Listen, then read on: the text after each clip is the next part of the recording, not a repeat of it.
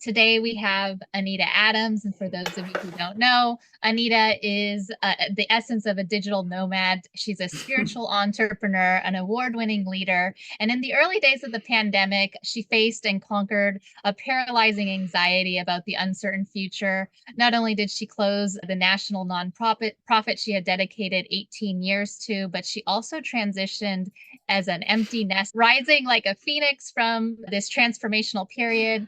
Anita emerged as a life and leadership coach. Her profound mission is to guide individuals in connecting with their higher selves, unlocking clarity of purpose, and cultivating the courage and confidence to embrace that purpose. Yay! Thank you so much, Anita. I'm so excited to have you here. Awesome. Thanks so much. It's a beautiful introduction. I love it.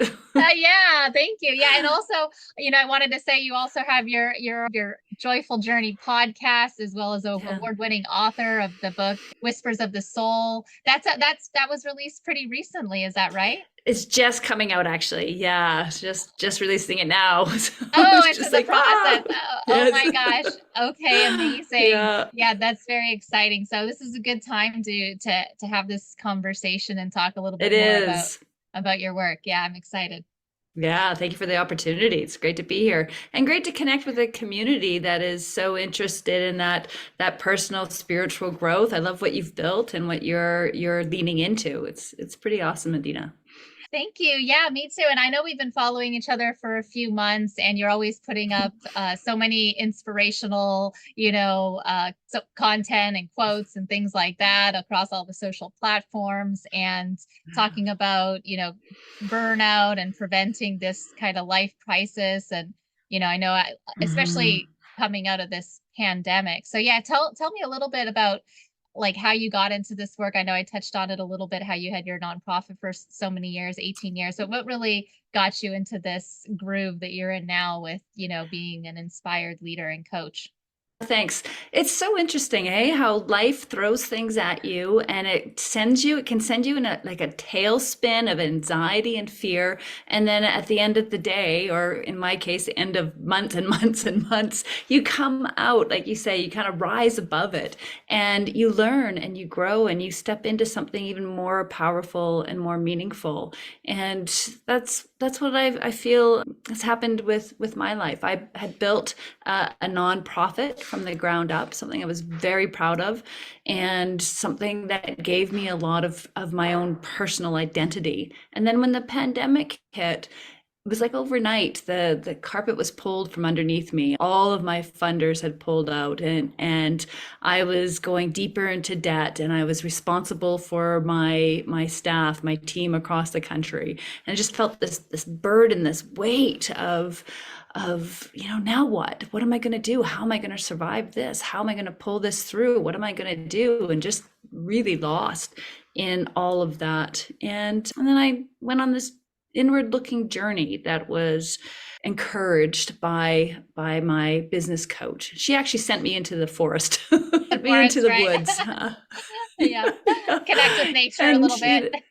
she connect with nature. It started with her asking me, what do I do to calm myself down when I'm feeling stressed and anxious? And for me, being in nature has always been that. That's been my sacred ground, my place where I just find that calmness. And so she challenged me to go into the woods every day for 30 days. And I pushed back initially, but eventually I leaned in and took her up on the challenge. And there was so much clarity that came to me during that time. And in making that time, and I guess this is what I really want your viewers and listeners to take away, is to, if you're lost or confused or uncertain about the direction you need to go in, or even how to move in a direction, then the key is to really make time for yourself, create some space where you can quiet out all the noise, the busyness that's constantly around us, and just invest time with self to understand what's important to you and what you really want. And that's what, in essence, that's what my business coach, was trying to get me to do. And even though I was like, what kind of business coach sends her client into the forest? And I need business advice, not nature therapy. But seriously, it was the best advice I think I've ever got from any kind of coach in my entire life, is just to get out and away, unplug, and get connected. Get connected to who you really are, what you want, and why it's important. So that was a Yeah. transition for me, Yeah, and so many of us struggle to make even that time in our day to just get out to nature, or do even doing little things is it's hard sometimes. What do you say to your clients who are, struggling with just in this doer mentality, and piling on more and more things kind of in this, I feel like a lot of us are, especially women, we have this sort of balancing that we're going through of our masculine energies, which is pushing us to do more and be more, and have this success that's like kind of or of the in our masculine. Yeah, so is that something you talk a lot about with your clients on how to get away from some of Yes. that? Yeah, absolutely. I mean, we live in a hustle society, don't we? It's our culture. It's like push, push, push. We wear the busy badge like a badge of honor. It's what we've been taught all of our life, that if we're not productive, we're not as worthy. And it's a big shift that we need to make. So yeah, this is a conversation I have with all my clients all the time. It's a big part of my the workshops that I offer. It's about making time for yourself. Really, you know what? We've lost the art of getting bored, and we need to get bored. We need to stop filling the space with busyness all the time. Like even when we have our downtime, we plug in a podcast. I'm guilty of this. Like I feel like I need to be constantly learning. I need to be constantly doing. I have to always remind myself to just, don't do that. Just earbuds out and sit and stare out the window. Go for a walk. Take time to unplug, because when you unplug, that's when you find creativity. That's when you have the energy to then move forward, find solutions to problems that you've been trying to overcome. That's when magic happens. But we have to give ourselves space for that. And when you do give yourself space for that, you become infinitely more productive. It's amazing. Yet, even I have to remind myself constantly to make time to do this, because I get so, driven to get the next thing done. And my list of things is a mile high. Like all of us. I imagine your list is huge of what you need to get done or you feel you need to do. It really is endless. And yet, the single most important thing you could do for yourself, and for if you're a business person, or you've got a big project or a dream that you're moving forward, that you're wanting to move forward with, is to stop and make time to just be quiet and to sit in stillness. Or I like to walk in stillness, if you will. That's where I find my inner peace, clarity, and confidence. Confidence comes from that time as well. So. Wow. Yeah. And like inspired thought or actions that end up coming in when we're in our more, like that's why meditation or this kind of space is good. I find that I have my best ideas. Totally. I like to also take like showers is another thing I like to do. Self-care, any of those things really, right? Absolutely. I saw a meme on, I think it was Instagram, or no, it was LinkedIn, whatever. It was an image of a faucet that was just like little drops of water, one at a time, coming out. Next to it was a waterfall, like this energy of water pouring over this dam. And the caption read something like, under the water faucet, it was creativity while sitting in a meeting, and under the waterfall, creativity while walking in nature. And I'm like, yes, that's exactly that sums it up. Yeah, that sums it up. Oh my gosh, so true. Yeah, and so tell me, are you primarily working like doing executive coaching, or are you working with entrepreneurs who are doing their businesses? Like who's your clients right now? Like are they people doing like a career shift or having a burnout type of experience? Right. Primarily the clients that I'm working with are people that are looking for more clarity on whether it's they're in midlife and they're looking for a change and they're not sure what direction that they want to go in, or that they know what they want to do, they just don't know how to get there. They don't know what the next steps are to take them there, and often they lack the confidence. There's some fear that is blocking them from moving forward. I'm excited mostly about working with people that have a vision, a big vision that they're wanting to move into. Let me rephrase that.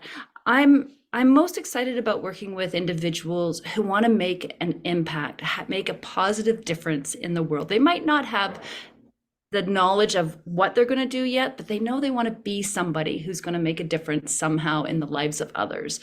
I love working with clients like that. I get jazzed when I have the opportunity to help them overcome their hurdles, help them find the clarity of their message and what they're trying to bring into the world, and then powerfully move into their purpose and create meaning and impact and joy, because there's so much joy that comes from really stepping into what you were created to be in this world.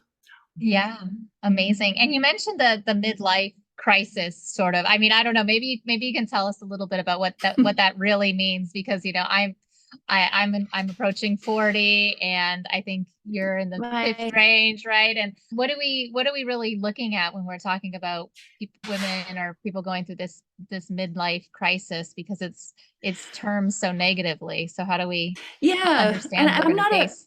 And I'm not a fan of midlife crisis, that term. I like transition, midlife transition. And in fact, we transition throughout life. Like, there's constant transitions, and we're constantly evolving and growing. I love working with women that are in that stage where in 40s, 50s, and 60s, that's ideal because we're so powerful in that stage in our life. We've had some incredible life experiences already. Many of us have children that they're not needing us as much, or like me, have become empty nesters. And there's that feeling initially when that happens is like, okay, like, now what? Like my identity is, tied up with being a mother, or, in my case, I became an empty nester and no longer the executive director of a national nonprofit all at the same time. My kids decided to fly the coop and my business was crumbling. So that just it was like, wow, who am I? What am I here to do? And I went through, I guess you would say that was a crisis for me. There was a lot of anxiety. So I think any kind of time in our life when we are transitioning, maybe it's going through a divorce, that's a big transition, or leaving or starting a new relationship, moving into a new home or a new city. These are big transitions that can have an impact on us and leave us wondering, what now? How do I move forward? So the transitions really vary from person to person. And how we manage those transitions, though, really, again, it's about quieting and coming down into self, into who you really are, and getting clear about your values and what do you really want? How do you want to live your life? Something I may be jumping ahead, but if I can share this one beautiful little technique that I teach my clients to do when they're not sure what the next thing is for them. They're trying to find clarity of the direction to take. Like, they're so lost and uncertain. It's a beautiful practice called joy spotting. And joy spotting is the simple art of noticing moments in the day that bring you joy. And in doing this, you will discover clues about what's important to you and how you want to invest your time and the direction you might lean in. So if that's you or any of the listeners here that are trying to figure out what next, invest a little time joy spotting. And I encourage my clients to keep a joy journal. So at the end of each day, just reflect back on the moments of joy that happened in the day and just write them down. You can write them down as, if somebody told you a joke, write the joke out. Or if it was just, a moment of, one of the things that brings me great joy is noticing things in nature, like hummingbirds and eagles flying or whatever. Like, I love that. And I know, and when doing that joy journal, the first time I started doing that, I realized how important nature really is to me, and that I need to invest time in nature every single day. So, Yeah, and amazing. now that's what I lead retreats and I take people out into nature because I love it. I love it. I was listening to the radio in the morning, driving my kids to school, and I kid you not, that joy, I don't know if they use the word joy spotting, but they cited a study where it improved people like 26% happier when they did when these did this small practices of recognizing joy and in others and Awesome. around them. It was totally just this morning. I don't remember exactly, but it's funny that this, Yeah, synchronicity now is I talking love about it that. today. But yeah, mental health and it's I just think it's a common theme, and people are becoming more and more aware of that. These little things that we should be doing, and tell me a little bit about the inner healing work that needs to occur in this in the times of these transitions or these kind of crises that might be occurring, and like why it's so important to take these opportunities to heal or start looking inward, or you hear a lot about mindset Mhm. coaching and overcoming these limiting beliefs and things. So tell me, like, what kind of deep kind of trauma or work do we end up having to do at this time Mm. when we're facing these challenges? Yeah. Let me start by saying that the work I do is not so much focused on healing trauma. Oh yeah. I'll work with clients that if they've got something that they need to work through, absolutely. I will often recommend somebody else if they need to go deeper with some healing work. The work I do primarily is focusing on the future. How do we move forward through fears? How do well, first it starts with finding the clarity of what it is that you want, who you are, what you want, and why it matters. That's the first thing. And then the next thing I work on with my clients is creating a strategy to move forward. And if there is deep healing that needs to be done there, then I encourage working with a therapist, because that's looking into your past, into the wounds. I mean, we all have micro traumas in our life, and so I can work with a client on that level. And the work I do here is primarily helping to shine a light in the dark places where my clients can then explore themselves. So I'll ask questions to guide them and work with them as they're walking through something that might be very challenging. But again, if we're talking like deep trauma, then that's not me. That's not the work I do. Right. Yeah, I get it. But it's still so important to have like a support system in place, or have a Absolutely. go-to person during this, during that time, because a lot of us will hear things like a study on the radio or these things, but Mhm. then, implementing it in the day-to-day life, or even I imagine, accountability and things like that is Yeah, very well, limited. like there is a lot of fear that emerges when you are looking at transitioning, or you're looking at a dream that you want to step into. So, that there is healing that needs to happen around the fears. So the way I look at it is I'm basically walking with you, walking with my clients into those dark corners to examine the fears and then explore ways to move through them. I think a lot of people feel that they need to be fearless in order to create the life of their dreams, and that's a fallacy. It's courage is the intersection between fear and determination, and some of the most accomplished people in our world were not fearless. They were courageous. They walked through or walked into the dark and created something meaningful and did something impactful in the world. So that's I just want to emphasize that, because there's when I work with some of my clients, they're like, I'm too afraid to do this, and I need to get over this fear. And it's like, you need to acknowledge that you have the fear, and then let's explore ways to work with it or move through it. Yeah. Like you hear about going through it, not around it, or, you can't bypass those feelings, Exactly. right? Yeah. Yeah. Yeah. Feeling comes when you go Exactly. through it, not around, whatever. I don't know. Yeah. I feel like it's a common saying, but yeah. Yeah, exactly. You get it. I get it. Yeah. So tell me a little bit about the joyful journey podcast that you do? Because I know it has, it's a great show. I was a guest as well, and Yes. I love it. I love that experience. But what made you create the podcast, and who do you typically bring on, and for what purpose when you're doing all of your podcast work? Yeah, great, great. Thanks for asking that question. Can I share just a little story that leads into answering that question? Yeah, for sure. Please. Okay, so when I was transitioning, when I ultimately decided to close my business and trying to figure out what else am I going to do, I started to really lean in and listen to what I call the whispers of the soul, which is the title of my book, Whispers of the Soul. And I was guided to teach other people how to listen to that part of themselves that really understands who they are, what they want, and why it matters. And when I first got that whisper, I pushed it away. I'm like, no, I can't do that. Who am I to do that? That's big, that's scary, And I had the big monstrous fear hanging over my head, and it was fear of ridicule. Like, who am I to do that? And I came from the film industry. All my contacts were film people, and are they gonna like mock me? Who is Anita to think she's some kind of spiritual guru?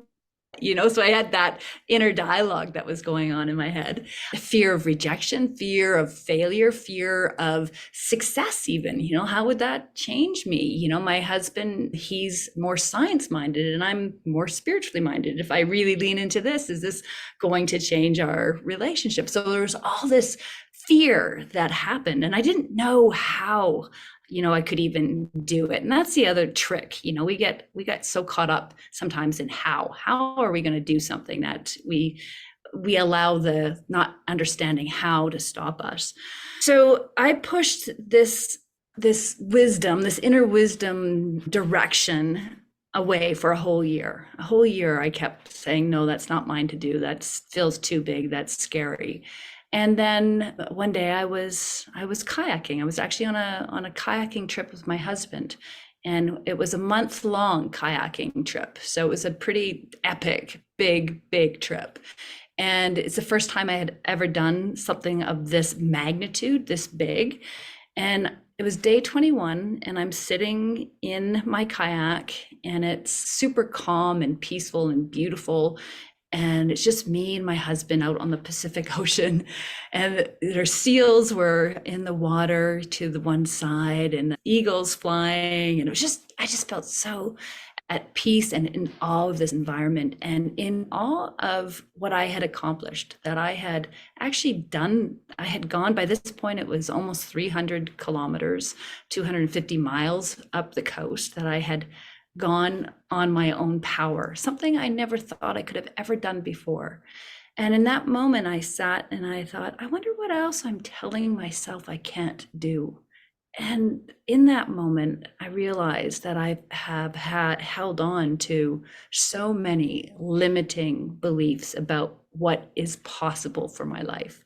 And then I heard that inner voice tell me it was time. It was time to lean in and listen to this calling to teach people how to tap into their inner wisdom. And I decided, okay, Anita, enough is enough. It's time to really. And the first thing that I decided I was going to do was to launch a podcast and teach people how to access inner wisdom through the podcast. And I realized that I also needed a lot of learning to do. There was a lot of growth that had spiritual and personal and professional growth that I needed to go through. And I thought a podcast is a perfect platform for that, because I can bring guests in, interview them, and learn from these amazing experts and thought leaders that come to my show to share their wisdom with my audience. And so I'm inviting my audience to join me on this journey to our highest selves together. And it feels like, well, it feels like a journey that I'm doing with people. Like I'm not the guru. I am the journeyer that is going with you on a really awesome quest to discover our highest self. So that's the start of that journey of putting that podcast together. And it's been now over 2 years. I've had some incredible guests on my show, yourself included, obviously, and we've had some great conversations. And I've had people from all over the world participate. I interviewed wonderful human being, a rabbi from Israel last month, and I just loved our conversation. And, it's just such an incredible opportunity to learn and grow and connect. I love the connection with other like-minded individuals, and it gives me strength. And I know it's giving my audience strength. I feel like we are raising the collective consciousness together by just having these conversations or listening to conversations and going inward and thinking, how does that apply to me, and all this stuff. So there you go.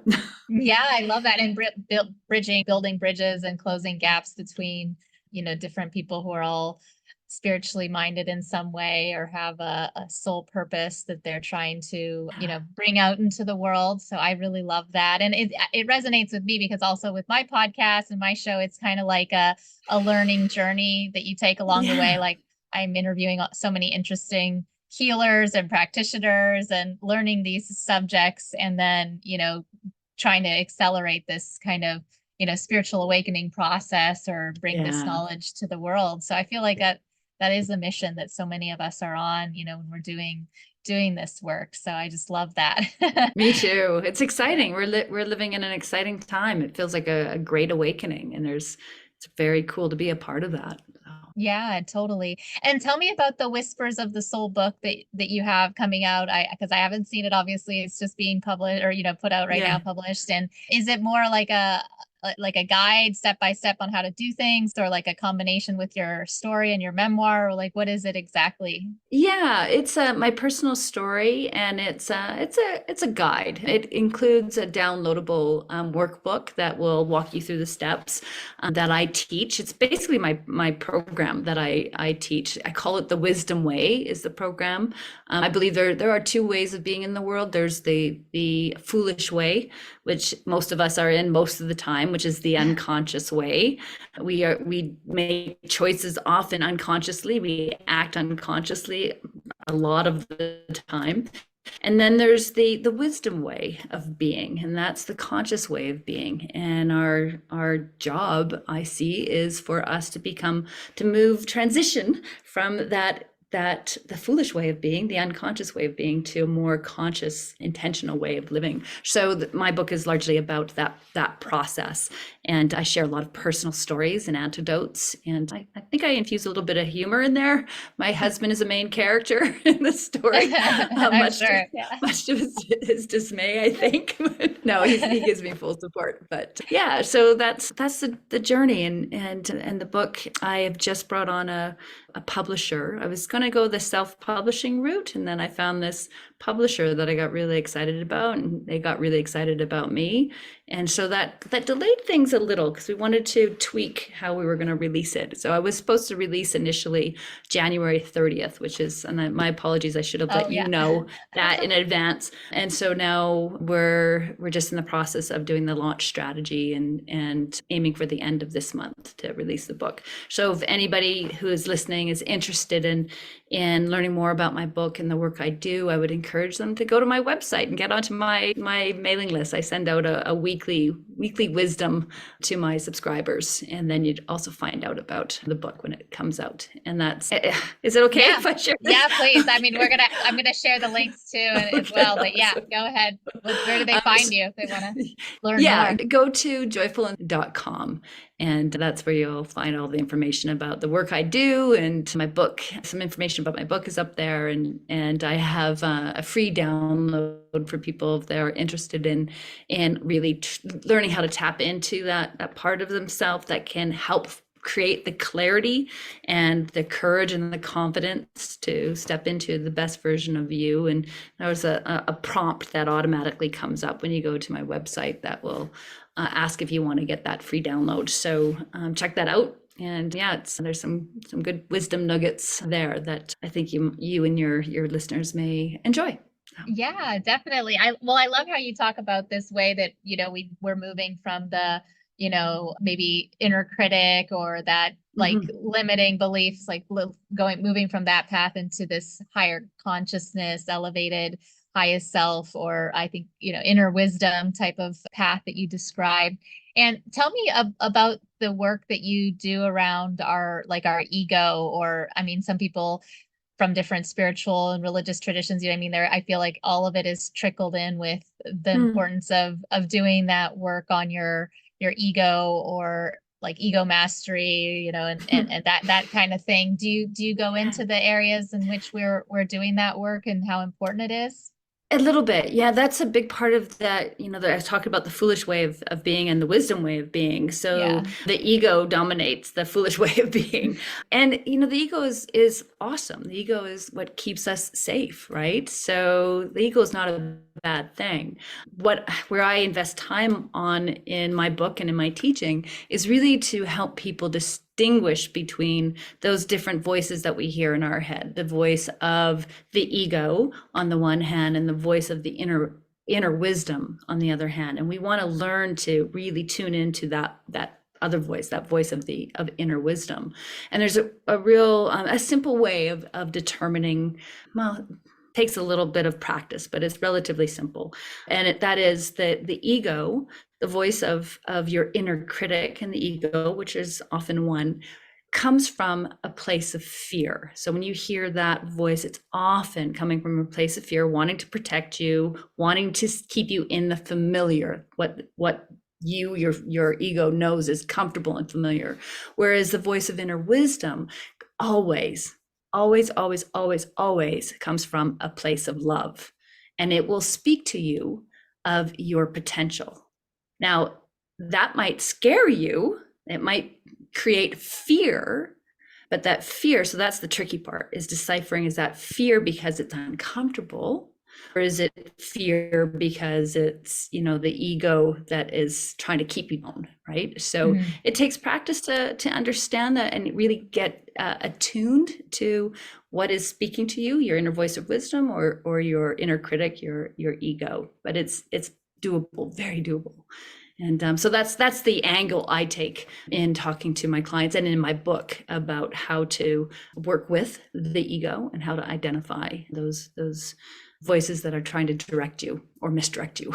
Right, right. And also in that process, like I think we all go through this self-love, or after, you know, people Mm, talk about, you know, the importance of doing this inner work, and maybe talk a little bit about why, you know, the self-love piece is so important when connecting to this yeah. inner wisdom, and how can we, you know, really align with that, and you know, kind of boost that up rather than listening to that inner fool.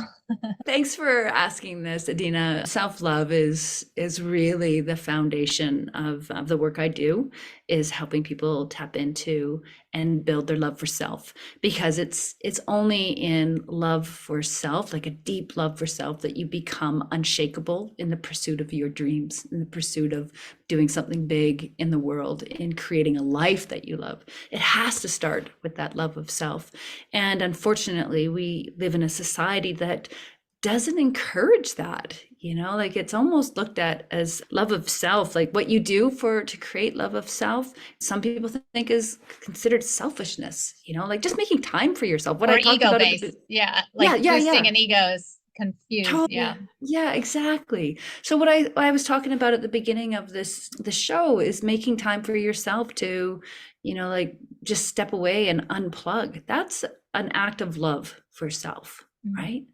It's saying, I'm worthy of having time for myself to do something that lifts me up, that feels good, that is about me.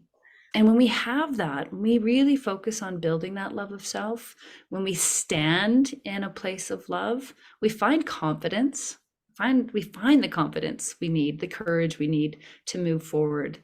We really do. We move through our limiting self-beliefs, and we move through around over fear, right? We're able to move through fear. And you can become fearless when you have a deep, deep love of self.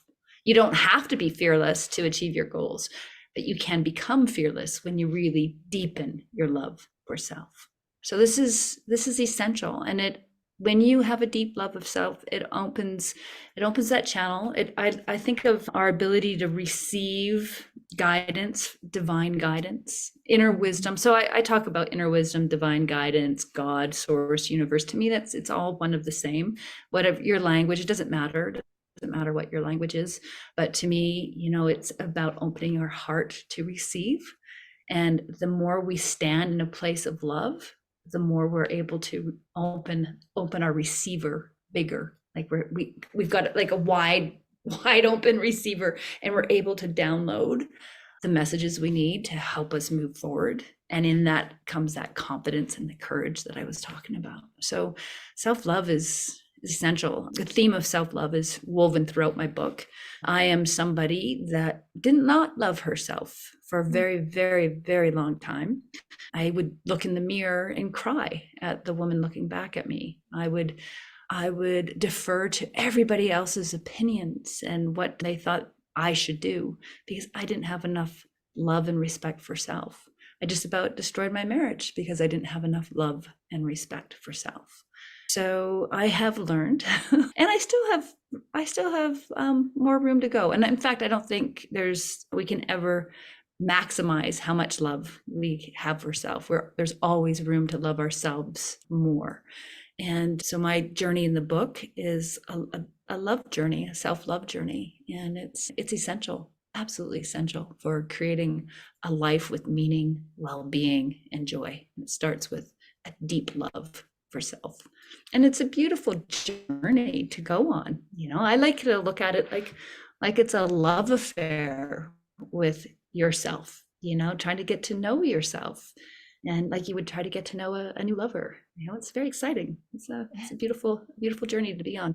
Yeah. And I think people talk a lot about, authenticity and coming into alignment with our authenticity and that being of the highest vibration, when we talk about like attracting and how to come from a place of expressing ourselves in this place of authenticity, and maybe even like the challenge sometimes in this process when you're having to shed away or kind of break down, like peel away different layers of, program belief systems or, things that we've been, constructed in our own minds, and that these things are often the things that have to shed away and Yes. move in order to get to that authentic state in this process of self-love, right?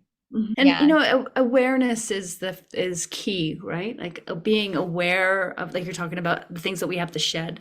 Often we have to shed the negative self-talk about ourselves, how we view ourselves, how we think about the person that we are. So we need that inner critic, that voice that tells us we're not enough, we're not smart enough, talented enough, whatever enough. And just acknowledge it. It's like, okay, that's the fear, the inner critic, the one that's trying to keep me safe from moving forward. Recognize that and just try to change the stories and the dialogue that you're happening, but that's happening. And the way to do that is to really just notice it first. Just pay attention to the kind of language you're using about yourself. Should be like this, like things about ourselves, but then also I know you mentioned your marriage and your partnership. Like I find it challenging when we have to break down those, he should be doing more from this, or this isn't enough for that. And it's kind of like so much of the healing work comes from that. People are talking a lot about boundaries and like what is our relationships that we're going to be like building, and how do we create these things that we're having to, go through this process of understanding, my program is telling me that my partner should be like this, but they're thinking that it should be like, what I mean? It's just so much of the conflict comes from those places, right? Yeah, absolutely. And so much can be avoided by simply having a conversation with your partner instead of thinking, they should be doing this. Ask them. That was a big thing for my husband and I. And my husband, I'm happy to say, like, we worked things through, and we've now been together 36 years, and it's been freaking amazing. Like, I have such the most beautiful relationship. We went through a really, really hard time about 15 years ago where I thought we were going to go, potentially we were going to go separate ways. Thank God we saw the errors of our way, and the errors, a big part of the errors of the way was not communicating what we really wanted from each other, because I thought he should know. If he really loved me, he would understand what I want. And he was probably thinking the same thing, because we didn't really share what we needed from the other person. And even today, you know, like I said, we've been together forever. And sometimes I catch myself, you know, it's like slamming the cupboards because trying to send the message that, you know, he should be cleaning the kitchen. Instead, you know, what I've learned, and I sometimes have to remind myself, is just to say, hey, Tom, you know, do you mind taking care of the dishes today? And he'll be like, oh yeah, sure, no problem. Instead of me thinking that he has to figure out what it is that I need from him, I've learned to ask, you know, this is what I need from you. Sometimes I'll even say, I need more attention, you know, just show me some affection today. I want to hold your hand more. I really need to feel loved. There's nothing wrong with asking your partner what you want, you know, and it comes, but you need to know what you want first. And I didn't know what I wanted before, you know. I know what I want now. I'm not shy to ask for it. back to the self-love concept, or that self-concept that we're creating. Yeah. And so much of it is like we build up a lot of internalized resentment in that process if it's not being, you know, released and communicated. And it seems like that's really where things that go unhealed get worse and worse before they get better, right? Yeah, absolutely. So understanding what it is you want and then communicating it with your partner or the people that you love is essential for any good relationship, be it one in marriage or one with your children or in a business. You have to know what you want, and then you have to be able to communicate it effectively. Yeah, totally. So yeah, are you helping your clients then in all of these different areas? Like, where do you see the transformations occurring, and how long do you generally work with people in your coaching programs? And I don't know if you do, it sounds like a lot of one-on-one work, but if you also do group programs, what do you end up like taking people from where they are now to where they're going to be, and how long does it usually take for that process?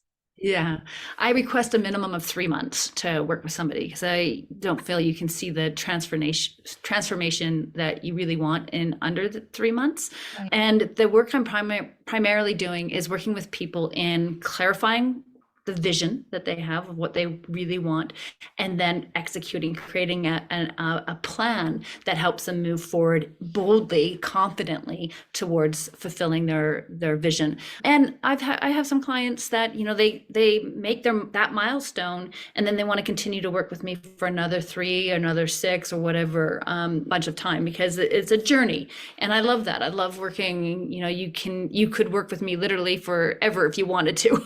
You know, that's maybe a bit far-fetched, but my point is that we continue to evolve. And I love working with clients who have bigger and bigger dreams, and I can help guide them along that process. But usually anywhere between 3 months minimum to a year is very common. Working with me for longer is an option though, as well.